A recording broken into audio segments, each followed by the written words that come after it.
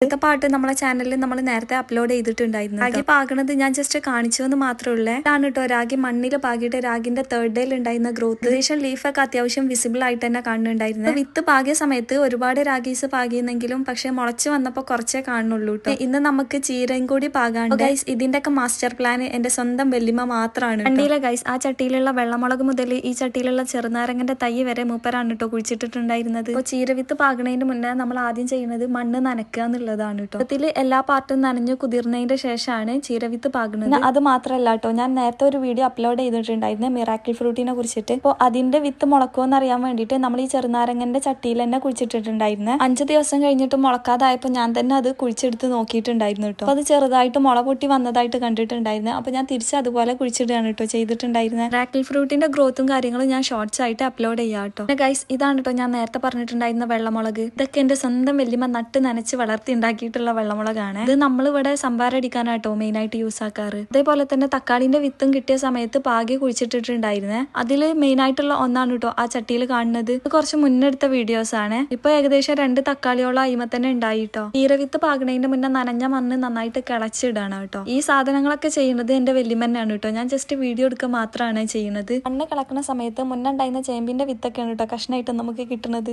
ഇതാ ഈ കാണുന്ന ഒരു പാക്കറ്റ് ചീരവിത്താണ് നമ്മൾ പാകണത്. നമ്മളിവിടെ പാട ഏരിയ ആയതുകൊണ്ട് തന്നെ ഒരുവിധം പച്ചക്കറീസ് ഒക്കെ നന്നായിട്ട് തന്നെ വളരും കേട്ടോ. ഞാൻ ചെറിയ കുട്ടിയായ സമയത്തൊക്കെ നമുക്ക് പാടത്തുനിന്ന് കിട്ടുന്ന പച്ചക്കറീസ് തന്നെ മതിയായിരുന്നു വീട്ടിലുള്ളത്. ഇപ്പോൾ ഉള്ള ഈ ജനറേഷൻ ഗ്യാപ്പ് കൊണ്ട് ആരും പാടത്തേക്ക് കൃഷി ചെയ്യാനൊന്നും ഇറങ്ങാത്തത് കൊണ്ട് തന്നെ പച്ചക്കറിയും സാധനങ്ങളൊക്കെ തിന്നണമെങ്കിൽ മാർക്കറ്റിൽ തന്നെ എത്തണം കേട്ടോ. ചീരവിത്ത് പാകിയതിന്റെ ശേഷമാണ് കേട്ടോ 2 കൂർക്കന്റെ വിത്തും കൂടി എടുത്തു കൊടുക്കുന്നത്. കൂർക്കന്റെ വിത്ത് കുഴിച്ചിട്ടുള്ള സമയത്ത് ഉമ്മച്ചി പറയുന്നുണ്ടായിരുന്നു കേട്ടോ, അവരൊക്കെ ചെറുപ്പത്തിൽ ഇതേപോലെ കുഴിച്ചിട്ടുണ്ടായതാണ് കഴിച്ചിട്ടുണ്ടായിരുന്നത് എന്നുള്ളതൊക്കെ. പിന്നെ അടുത്ത കൃഷിയാണ് കേട്ടോ നമ്മൾ പൂളന്റെ ചെയ്യുന്നത്. ഓരോ വർഷം നമ്മൾ പൂള ഉണ്ടാക്കാറുണ്ട്. ഈ പൂള ഉണ്ടാക്കുന്ന സമയത്ത് അതിന്റെ കമ്പ് നമ്മൾ പിറ്റത്തെ വർഷത്തേക്ക് മാറ്റി വെക്കുകയാണ് കേട്ടോ ചെയ്യുക. കാരണം പിറ്റത്തെ വർഷം പൂള കൃഷി ഉണ്ടാക്കണം എന്നുണ്ടെങ്കിൽ കമ്പ് മസ്റ്റ് ആണല്ലോ. കഴിഞ്ഞ വർഷം ഉണ്ടാക്കി വെച്ചതിന്റെ ബാക്കിയാണ് കേട്ടോ ഈ കാണുന്ന ഈ പൂളന്റെ കമ്പ്. പിന്നെ ഈ പൂളന്റെ കമ്പ് മുറിക്കണതിനൊക്കെ ഒരു പ്രത്യേക നാക്കുണ്ട്. കമ്പുമ കാണുന്ന ആ ഉണ്ട സാധനല്ലേ അതിന്റെ 4 എണ്ണം കഴിഞ്ഞിട്ടാണ് ഇത് മുറിക്കല് എന്നാണ് കേട്ടോ ഉമ്മച്ചി പറഞ്ഞിട്ടുണ്ടായിരുന്നത്. പിന്നെ ഏകദേശം ഇത്രയും വലുപ്പമുള്ള ഒരു പൂളന്റെ കമ്പാണ് നമുക്ക് കുഴിച്ചിടാന് വേണ്ടത്. പിന്നെ ഇന്ന് നമ്മളെ പറമ്പിന്റെ സൈഡിൽ തന്നെയാണ് നമ്മൾ കുഴിച്ചിടുന്നത്. ഏകദേശം സമയം ലേറ്റ് ആയതുകൊണ്ട് തന്നെ നല്ല വെയിലാവും പാടത്ത്. അതുകൊണ്ട് തന്നെ പാടത്തേക്ക് ഇറങ്ങണില്ല കേട്ടോ. ഏകദേശം പൂള പൊടിക്കാര് ഒരു ആഴ്ചന്റെ അടുത്ത സമയം എടുക്കുവേ. ഉമ്മച്ചി പാടത്തുണ്ടാക്കിയ പൂളയാണ്. ഏകദേശം ഇതിന്ന് ഒരു 2 കമ്പോളം വന്നിട്ടുണ്ടായിരുന്നു. പിന്നെ പൂള മാത്രമല്ലാട്ടോ ഇവിടുത്തെ മെയിൻ കൃഷി ഇറങ്ങിയും പയറൊക്കെ അതിന്റെ സൈഡിലായിട്ട് ഉണ്ടാക്കിയിട്ടുണ്ട്. അതിന്റെ ഡീറ്റെയിൽഡ് വീഡിയോ അത് ഉണ്ടായിട്ട് ഇടാട്ടോ. ആണ് നമ്മൾ പാകി മുളപ്പിച്ചിട്ടുള്ള രാഗിന്റെ ഒരാഴ്ച കഴിഞ്ഞിട്ടുള്ള ഗ്രോത്ത്.